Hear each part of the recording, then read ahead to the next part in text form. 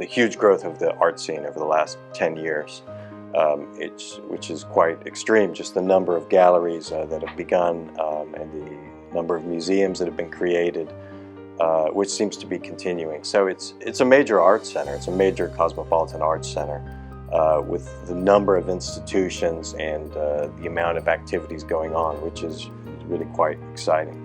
I'm Geoffrey Alan Rhodes. We used to say that my Chinese name could be Lu Gaoan because my last name is Rhodes, and so Lu. And then when I first came to Shanghai in 2010, I lived on Gaoan Lu. I'm a professor at Shanghai Jiao Tong University. My area of research and teaching is around cultural heritage and new technology. I first came to Shanghai in 2010 because my wife was working at the expo in the Spanish pavilion. And so I visited that summer for the first time. So that was my first experience of Shanghai. Like I said, we came here, we left, I think, July 31st, and so arrived August 1st. So it was kind of in the middle of everything. The biggest factor for us was at the time our son was 1.5 years old. So traveling with him, and so he's 1.5 years old. So that means 1/3 of his life had been spent during the pandemic.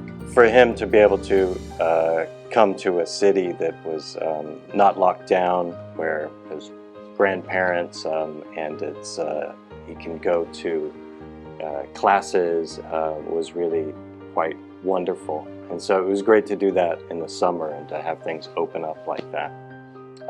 But it was I'm really grateful for the efforts that everyone made to get us here. I know it was quite tricky at that time, especially at that time. But it was very well run. What a huge thing to go through the process of testing so many people every day and going through the process of quarantine, and it is quite an organizational process. It seems now, being here now, that it's taken on a very important role in the city, like art production, art exhibition, and how it's used to change neighborhoods, neighborhoods that are developing into a different type of area, and the role of the art gallery in those places. It's interesting, right? This museum in Xintiandi uses life-size sculptures, right? To recreate this moment in modern history. So sculptures of what happened, so someone can walk in and get a feeling for the past and a story from the past. And so modern history has a particular role in the city of people being able to see stories from the last 100 years.